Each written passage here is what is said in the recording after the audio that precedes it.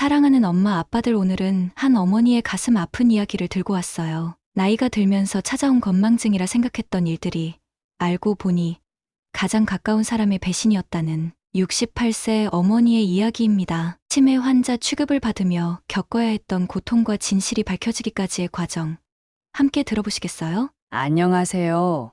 저는 올해 68살입니다. 오늘 이렇게 제 이야기를 들려드리게 된 건 몇 달 전부터 시작된 일 때문인데요. 남편과 저는 도심 근처 조그만 전원주택에서 살고 있어요. 아이들은 다 출가해서 저희 둘만 살고 있죠. 그날도 평소처럼 아침을 준비하려고 냉장고를 열었는데 이상하더라고요. 냉장고 맨 앞칸에 늘 있던 계란이 반쯤 없어져 있었거든요. 며칠 전에 새로 한 판을 샀는데 말이에요. 처음엔 남편이 야식으로 먹었나 싶어서 물어봤죠. 여보, 혹시 계란 드셨어요? 그런데 남편이 고개를 절레절레 젓더라고요. 처음엔 내가 반찬할 때 썼었던가 하고 넘겼어요. 나이가 들다 보니 가끔 그럴 수도 있잖아요. 그런데 그게 끝이 아니었어요. 얼마 지나지 않아 냉장고에 있던 선물 받은 스팸도 식용유도 하나씩 없어지기 시작하더라고요. 반찬통도 비어있고 처음엔 제가 잘못 기억하는 건가 싶었어요. 나이 들수록 깜빡하는 게 많아지니까요. 하루는 김치찌개를 끓이려고 냉장고를 열었는데 새로 담근 김치가 반통이나 없어져 있더라고요. 분명 며칠 전에 가득 담가놨는데 이상했어요. 남편은 김치를 많이 먹는 편도 아닌데 말이죠.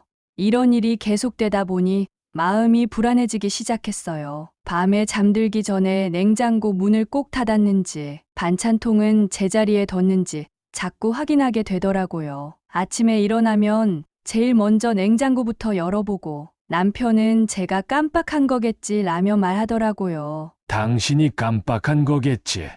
뭘 그렇게 신경 써? 하면서요. 그래도 저는 분명 이상하다고 느꼈어요. 평생 살림하면서 이런 적이 없었거든요. 특히 기억에 남는 건 새로 산 휴지예요. 지난달에 대형마트 할인할 때 휴지를 2묶음이나 샀는데 얼마 지나지 않아 반이 넘게 없어져 있더라고요. 아무리 생각해도 이상했어요. 저희 부부가 그렇게 휴지를 많이 쓰는 것도 아닌데 남편한테 물어보면 당신이 깜빡한 거겠지? 라고만 하고 저도 점점 제 기억이 맞는 건가 의심스러워지더라고요. 혹시 제가 치매 초기인가 하는 생각도 들고 잠 못 이루는 밤이 많아졌어요. 그래도 전 아직 정신이 멀쩡하다고 생각했어요. 은행 업무도 혼자 보고 장보기도 문제없이 하는데 이상하잖아요. 물건이 하나둘씩 없어지는 게 이게 시작이었어요. 그때는 몰랐죠. 앞으로 더 큰일이 벌어질 거라는 걸. 그렇게 시간이 흐르면서 이상한 일들이 더 자주 일어나기 시작했어요. 어느 날은 제가 아끼던 참기름이 사라졌어요. 시골에 사는 친정 동생이 직접 깨를 갈아서 부쳐준 귀한 참기름이었거든요. 반도 못 썼는데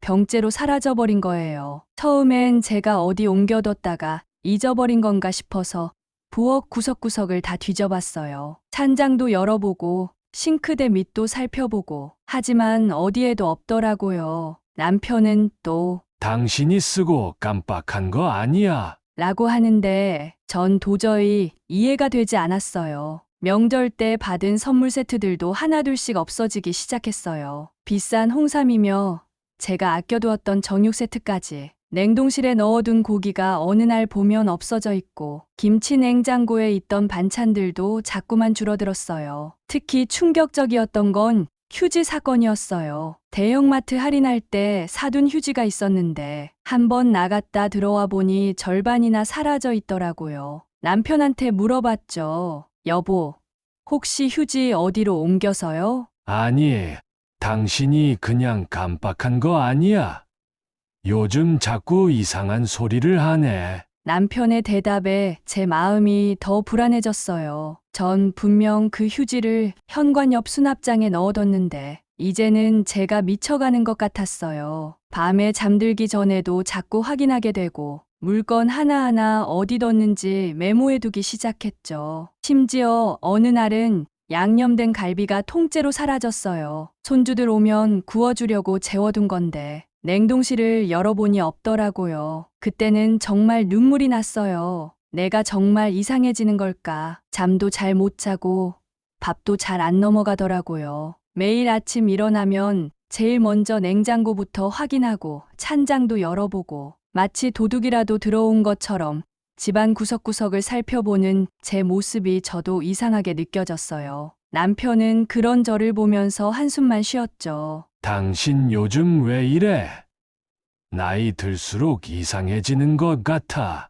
이런 말들을 자주 하더라고요. 전 점점 자신감을 잃어갔어요. 제 기억력을 의심하게 되고 혹시 정말 제가 치매 초기가 아닐까 걱정도 되고 그래도 이상했어요. 제가 메모해둔 물건들이 하나둘씩 사라지는 게 이건 단순히 깜빡하고 잊어버리는 게 아닌 것 같았거든요. 하지만 누구한테 이 얘기를 해도 다들 제가 나이 들어 건망증이 심해진 거라고만 하니 그렇게 혼자서 불안한 마음을 안고 지내던 어느 날 더 큰일이 벌어졌어요. 날이 갈수록 저는 더 불안해졌어요. 물건이 하나둘씩 사라지는 것도 힘들었지만 더 힘든 건 가족들의 시선이었어요. 특히 아들 내외가 한 달에 한 번 정도 오는데 올 때마다 절 이상한 눈으로 보는 게 느껴졌어요. 어느 날은 제가 좋아하는 도자기 찻잔이 사라졌어요. 분명 전날 손님 오셨을 때 썼는데 찾아도 없는 거예요. 남편한테 물어봤더니 한숨부터 쉬더라고요. 당신 이제 그만해. 진짜 병원 한번 가보는 게 어떨까? 그 말을 듣는 순간 가슴이 철렁 내려앉았어요. 40년을 함께 산 남편이 날 환자 취급하는 것 같아서 눈물이 왈칵 쏟아졌죠. 아들한테 전화해서 이런 일이 있다고 털어놨는데 아들도 아빠 말에 동의하더라고요. 아들이 회사 일정 조율해서 연차 낼 테니 병원에 치매 검사를 받아보러 가자고. 밤에 혼자 거울을 보면서 많이 울었어요. 내가 정말 이상해진 걸까? 하는 생각이 자꾸 들었거든요. 치매라는 단어가 머릿속을 맴돌았어요. 친정엄마도 치매로 고생하시다 가셨는데 나도 그렇게 되는 걸까? 하고요. 남편은 이제 절 의심의 눈초리로 보기 시작했어요. 제가 뭘 하나 찾으면 또 뭐가 없어졌다고 할 거야?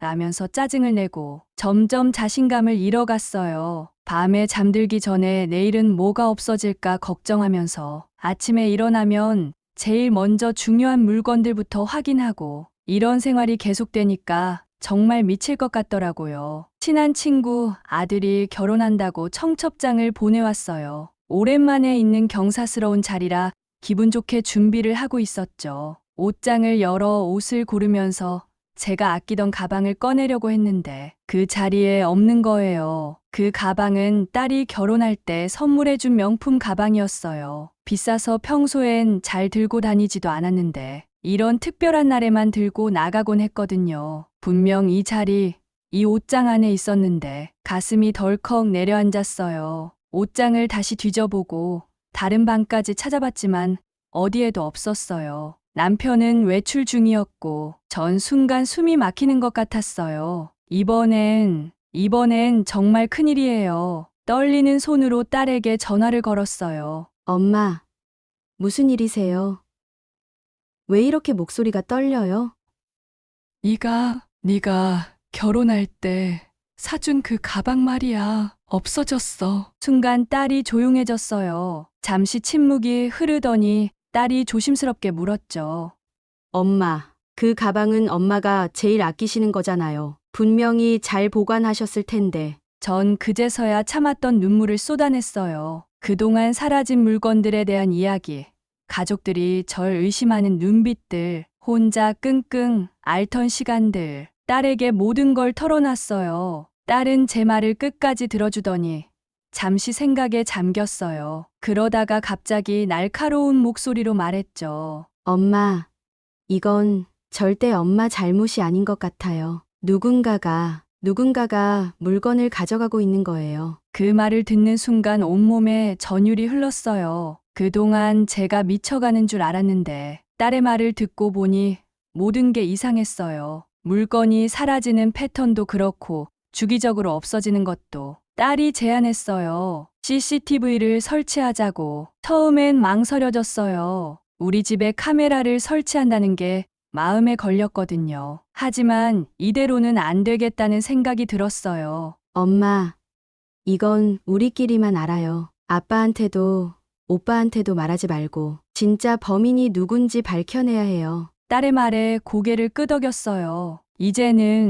이제는 제가 미친 게 아니라는 걸 증명할 때가 온 거죠. 그날 저녁, 딸이 남편 몰래 CCTV를 가져왔어요. 작고 검은색이라 눈에 잘 띄지 않는 걸로요. 저희 둘은 한참을 고민하다가 안방, 거실, 주방을 다 확인할 수 있게 카메라를 몇 대 설치했어요. 찬장이랑 냉장고도 보이고 현관까지 한눈에 들어오는 자리였죠. 안방은 장롱과 제 보석함이 한눈에 보이도록 설치했고요. 설치하면서도 마음이 무거웠어요. 우리 집에 그것도 가족을 의심해서 카메라를 다는 게 참 슬픈 일이더라고요. 딸도 절 꼭 안아줬어요. 엄마, 이제 곧 진실이 밝혀질 거예요. 엄마가 깜빡한 적 없었다는 걸 증명할 수 있을 거예요. CCTV를 설치하고 나니 마음이 조금은 편해졌어요. 이제 더는 제가 미쳐가는 게 아닐 거라는 생각이 들었거든요. 하지만 동시에 두려웠어요. 혹시 정말 범인이 잡히면 어쩌지? 그게 혹시 우리 가족 중 누군가라면? 밤에 잠을 설쳤어요. 벽에 달린 작은 카메라를 바라보면서 이게 정말 옳은 결정일까? 우리 가족을 의심하는 게 맞는 걸까? 그래도 이제 와서 물러설 순 없었어요. 다음 날부터 평소처럼 생활하려고 노력했어요. 아무렇지 않은 듯이. 하지만 자꾸 카메라가 신경 쓰이더라고요. 밤이 되면 딸이 핸드폰으로 영상을 확인할 수 있게 해놨거든요. 며칠이 지났는데 아무 일도 없었어요. 오히려 물건이 사라지는 일도 줄어든 것 같았죠. 그런데 이상하게 며느리가 자주 들르기 시작했어요. 갑자기 애들 간식을 가지러 왔다가 때론 그냥 들러서 차 한 잔 마시고 간다고. 어머님, 요즘은 좀 어떠세요? 물건 없어지는 일은 없으세요? 며느리의 말투가 왠지 모르게 거슬렸어요. 하지만 전 아무렇지 않은 듯 웃으면서 대답했죠. 응, 요즘은 괜찮아. 그냥 내가 좀 예민했나 봐. 결정적인 일이 생긴 그날은 아침부터 비가 내렸어요. 오랜만에 친구들 모임이 있어서 외출했다가 돌아왔는데 집 안에 들어서는 순간 뭔가 이상한 느낌이 들더라고요. 방문이 살짝 열려 있었거든요. 불안한 마음에 서랍장부터 확인했어요. 제 보석함이 있는 곳이었죠. 손이 떨렸어요. 서랍을 열자마자 그대로 주저앉고 말았어요. 제 보석함이 텅 비어 있었거든요. 남편이 결혼 30주년 기념으로 선물해준 다이아몬드 반지도, 시어머니께 물려받은 금반지도 모두 사라졌어요. 특히 가슴이 미어진 건 손주들 성인 될 때 주려고 준비해둔 골드바예요. 아이들 돌반지를 맞출 때마다 추가로 하나씩 사서 모아둔 거였는데 10돈짜리 4개가 모두 사라져버렸어요. 그 순간 온몸에서 힘이 빠졌어요. 이건 단순히 물건을 훔쳐가는 게 아니었어요. 누군가 우리 집 구조를 잘 알고 제가 귀중품을 어디에 보관하는지도 정확히 알고 있는 사람. 그런 사람이 이런 짓을 했다는 거죠. 떨리는 손으로 딸에게 전화를 걸었어요. 엄마, 왜 그래요? 무슨 일 있어요? 얘야, 이제 끝이야. 다 없어졌어. 목이 메어서 더는 말을 잇지 못했어요. 딸이 곧바로 달려왔죠. CCTV 영상을 확인하자고. 하지만 전 두려웠어요. 그 영상 속에서 우리가 아는 누군가가 나올까봐. 딸이 영상을 돌려보는 동안 전 그저 멍하니 앉아 있었어요. 창밖에선 여전히 비가 내리고 있었고 집안은 이상하리만치 조용했어요. 마치 시간이 멈춘 것처럼. 그때 딸이 숨을 헉 하고 들이켰어요. 영상 속에 누군가가 나타난 거예요. 그리고 그건 우리가 전혀 예상하지 못했던 사람이었어요. 전 스스로에게 물었어요. 이제 어떻게 해야 하나? 이 사실을 어떻게 받아들여야 하나? 그리고 가족들에게 이 진실을 어떻게 말해야 하나? 고민하면서 화면을 다시 돌려봤어요.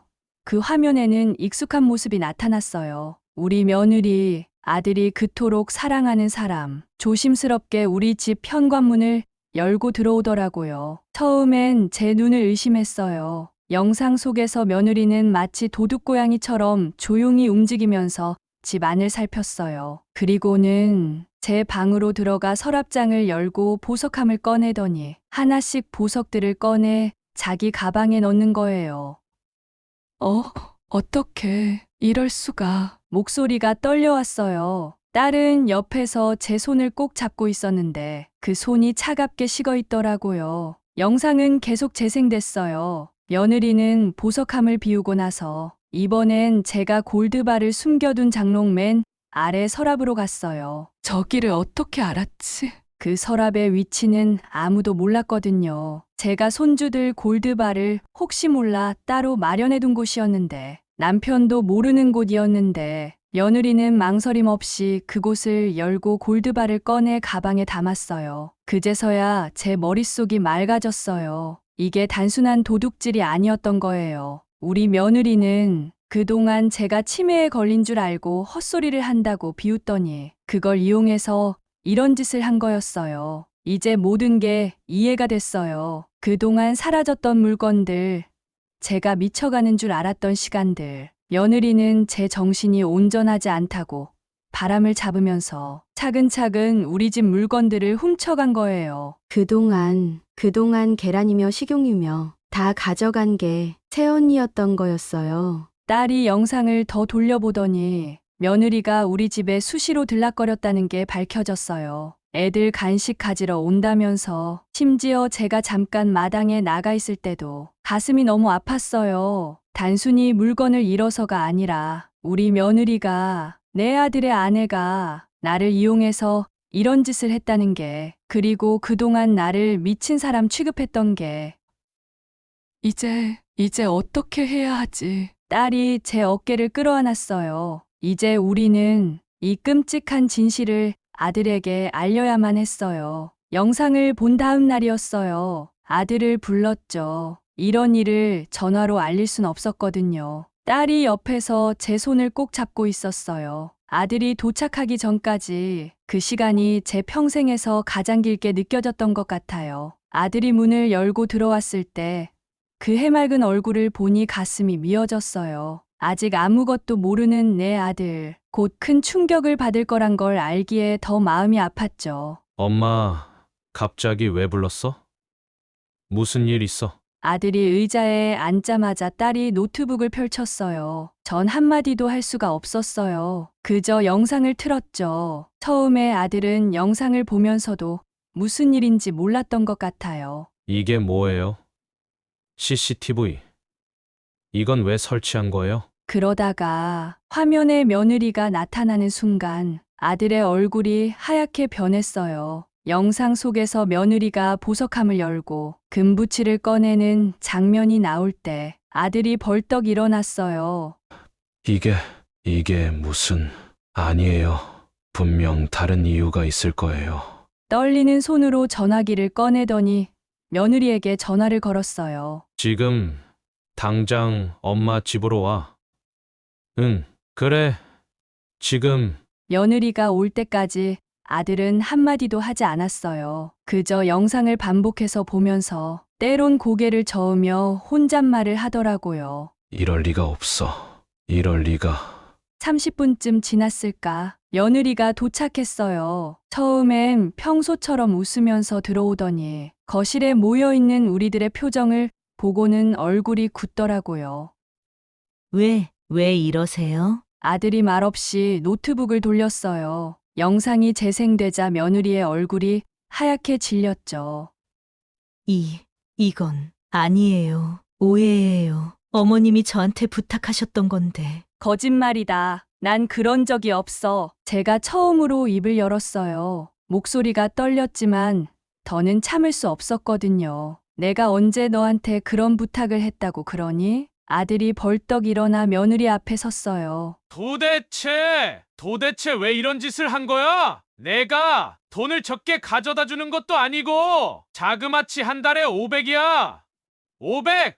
당신한테 단순 생활비로만 주는 게 500만 원이라고. 근데 대체 뭐가 부족해서 어머니 재산에 손을 대? 당신이 대체 뭔데? 그제서야 며느리가 무릎을 꿇더라고요. 하지만 전 그 모습을 더는 볼 수가 없었어요. 방으로 들어가 문을 닫았죠. 밖에서는 아들의 격앙된 목소리와 며느리의 흐느낌이 들려왔어요. 그렇게 모든 것이 끝나는 데는 2달 정도가 걸렸어요. 아들이 변호사를 찾아갔더니 이런 경우는 혼인을 계속하기 어려운 중대한 사유에 해당한다고 하더라고요. 특히 며느리가 저를 의도적으로 치매 환자 취급하면서 재산을 가져간 정황이 모두 증거로 남아 있었으니까요. 법원에서도 심각하게 받아들였어요. 며느리의 행동이 단순한 가정 내 불화가 아니라 계획적으로 저를 정신이상자 취급하면서 재산을 가져갔다는 점에서요. 물론 제가 고소하지 않아서 형사처벌은 되지 않았지만 이혼 소송에서는 중요한 증거가 됐어요. 어머니, 제가 잘못했어요. 한 번만 용서해 주세요. 재판 과정에서 며느리가 제 앞에 무릎을 꿇었어요. 하지만 전 아무 말도 할 수 없었어요. 그 순간에도 제 머릿속엔 그동안의 일들이 스쳐 지나갔거든요. 제가 미쳐가는 줄 알았던 그 시간들, 가족들 앞에서 망신당하고 치매 환자 취급받던 순간들, 결국 법원에서는 이혼을 인정했어요. 재산 분할도 대부분 아들 몫으로 인정됐다고 해요. 며느리가 도박 빚 때문에 이런 일을 저질렀다는 게 밝혀졌거든요. 손주들 양육권도 아들이 가져갔어요. 법원에서는 도박 중독이 있는 상황에서는 아이들 양육이 힘들 거라고 판단했다더라고요. 며느리가 짐을 싸서 나가던 날, 전 창문 틈으로 그 모습을 봤어요. 한때는 우리 가족이었던 사람이 캐리어 하나 끌고 나가는 뒷모습이 왠지 모르게 쓸쓸해 보이더라고요. 그날 밤 아들이 절 찾아왔어요. 처음으로 제 앞에서 펑펑 울더라고요. 엄마, 미안해요. 내가 엄마 말을 진작 믿어줬어야 했는데. 괜찮아. 네가 일부러 그런 것도 아니고 며느리가 도박 중독이라 그런 거였으니 네 잘못은 없어. 괜찮아. 충분히 그럴 수 있어. 이해해. 이제 우리는 새로운 시작을 해야 했으니까요. 이런 결말이 달갑진 않지만 우리 가족을 위해선 어쩔 수 없는 선택이었다고 믿어요. 모든 일이 끝나고 봄이 왔어요. 마당에 심어둔 매화가 피어나더라고요. 이제는 물건이 없어질까 불안해하지 않아도 되고 제가 미쳐가는 건 아닌지 걱정하지 않아도 되는데 왜 이렇게 마음 한구석이 허전한지 모르겠어요. 아들은 주말마다 손주들을 데리고 와요. 혼자서 아이들을 돌보느라 바빠서 힘들어하긴 하지만 요즘은 제법 익숙해진 것 같아요. 손주들도 이제는 아빠랑 지내는 게 자연스러워졌고요. 딸도 전보다 더 자주 찾아와요. 특히 주말이면 거의 빠지지 않고 와서 집 안구석구석을 살펴보고 가죠. 엄마, 이제 절대 이런 일 없을 거예요. 내가 있잖아요. 딸의 말에 웃음이 나와요. 예전에는 몰랐는데 제가 이렇게 든든한 딸을 두고 있었네요. 남편도 많이 달라졌어요. 이제는 제 말을 귀담아 들어주고 집안일도 거들어주려고 해요. 가끔은 마트에 장 보러 가자고 같이 나서기도 하고 퇴직하고 나서 처음으로 부부가 함께 시간을 보내는 것 같아요. 하지만 가끔 밤에 잠이 안 올 때면 그때 일이 떠올라요. 우리 집 물건을 훔쳐가던 며느리의 모습이, 제가 미쳐가는 줄 알았던 그 시간들이, 그리고 손주들이 엄마는 언제 와요? 하고 물어볼 때면 가슴이 아파요. 그래도 이제는 알아요. 이게 우리 가족을 위한 최선이었다는 걸. 상처는 시간이 지나면서 조금씩 아물겠죠. 중요한 건 우리 가족이 다시 하나가 되어가고 있다는 거예요. 요즘은 아침에 일어나면 제일 먼저 마당에 나가요. 텃밭에 심어둔 상추도 보고 매화 꽃잎도 쓸고 그러다 보면 마음이 차분해져요. 이제는 더 이상 불안하지 않아요. 혼자가 아니니까요. 아들과 딸이 자주 하는 말이에요. 맞아요. 제게는 아직 소중한 가족이 있어요. 비록 마음 아픈 일이 있었지만 그 일로 우리 가족이 더 단단해졌다고 생각해요. 이제는 정말 살 것 같아요. 제 방에 있는 거울을 볼 때면 미소 짓는 제 모습이 보여요. 그리고 이렇게 중얼거리곤 해요. 이제 다 지나갔어. 우리는 잘 살 거야. 여기까지 한 어머니의 아픈 이야기였습니다. 엄마, 아빠들, 이 이야기를 들으시면서 어떤 생각이 드셨나요? 나이 들수록 더욱 소중해지는 가족의 믿음. 하지만 그 믿음이 배신으로 돌아올 때의 아픔, 특히 오늘 이야기처럼 우리 주변의 어르신들이 혹시 비슷한 일을 겪고 계시진 않은지 한 번쯤 살펴봐 주시면 좋겠습니다. 여러분의 생각과 경험도 댓글로 함께 나눠주세요. 이 이야기가 마음에 와닿으셨다면 좋아요와 구독하기 버튼도 눌러주세요. 여러분의 관심이 더 많은 이야기를 발굴하고 나누는 힘이 됩니다. 다음 시간에 새로운 사연으로 찾아올게요. 엄마, 아빠들, 오늘도 행복한 하루 보내세요. 사랑합니다.